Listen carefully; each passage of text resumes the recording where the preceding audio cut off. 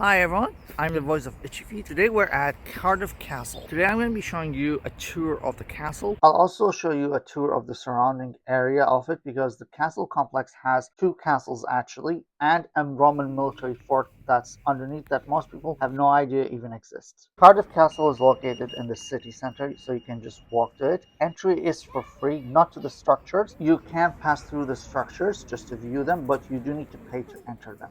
And the minute you enter, you will see a large structure over there. You'll see a dragon.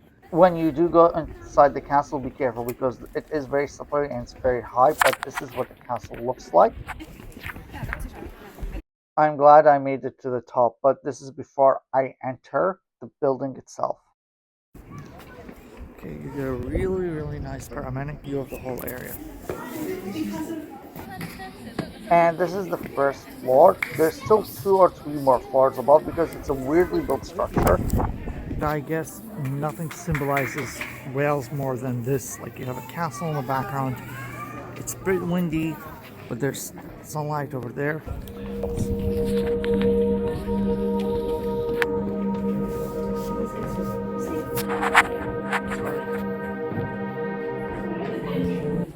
As you exit the top, basically you can get a really better view of everything.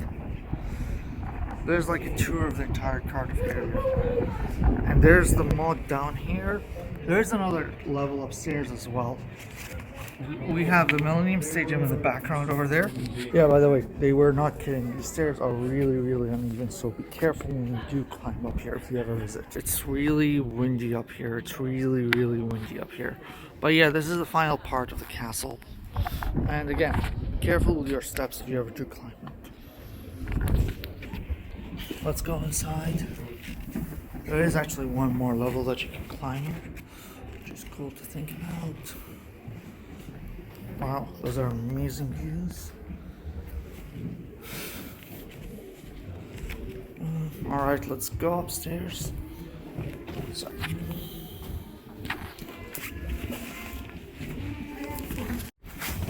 Okay, let's see how easy it is for me to get up.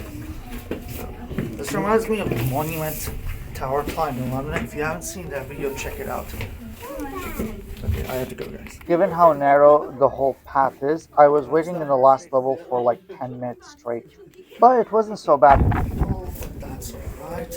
Oh wow, you can even go up at the end. I'm not sure if I'm going to do it though. Wow. Okay, wow, this is beautiful. This was worth the wait. This really was worth the wait. Wow. You can even see the mountains in the background. Obviously, it's a bit hilly and it's not as many mountains. Yeah, this part of Wales is called the South Valley, so it's not as mountainous as you think. The more mountainous parts are actually up north, you could say. Well, yeah, it's a really beautiful ceramic view of Cardiff, and you can even go upstairs to climb like the top, the very top. Okay. Wow, this is really beautiful. Like, you get to see the best parts of the whole place.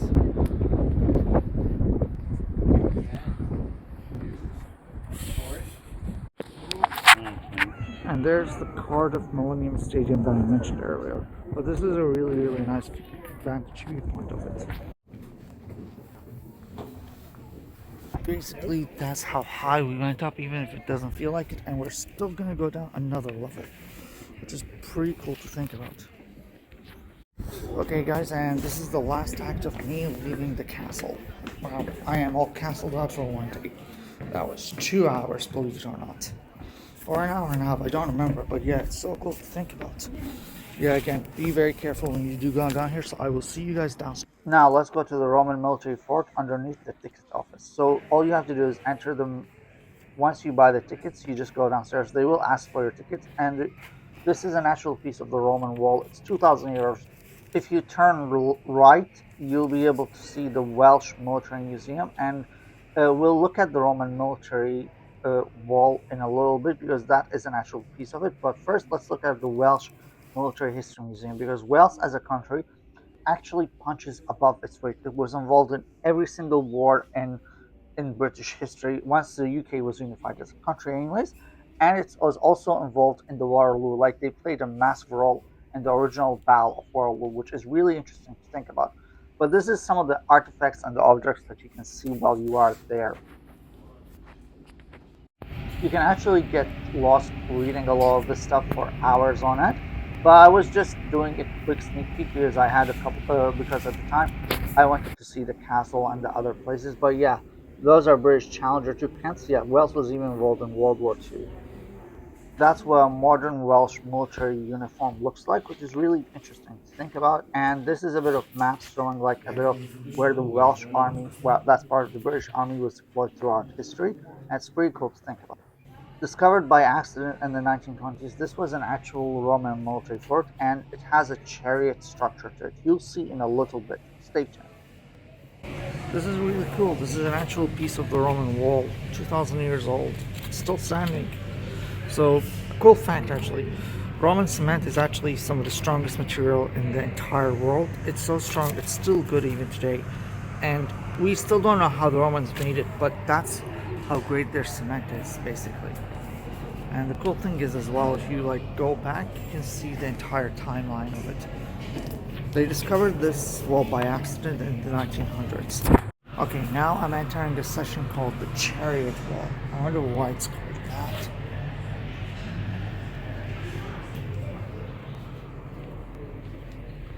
Okay, so these are actual Roman legionaries. The Romans conquered Wales, 50 years after they conquered England, basically. So it's super cool. So I think they used this hill as a way to control the local tribes in the area.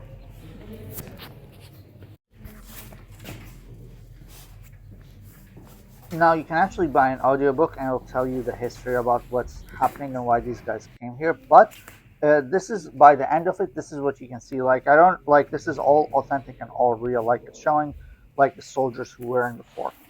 Here's the last structure we're going to look at, which is a residence, and this is what inside is like. Unfortunately, I wasn't able to get too much footage out of this, but it's really cool. It has a fascinating history, and it was also even used to host NATO meetings in the 2010s. You can even rent some of these rooms for £700 a day or an hour. I don't remember exactly, but it's cool that you can rent them out.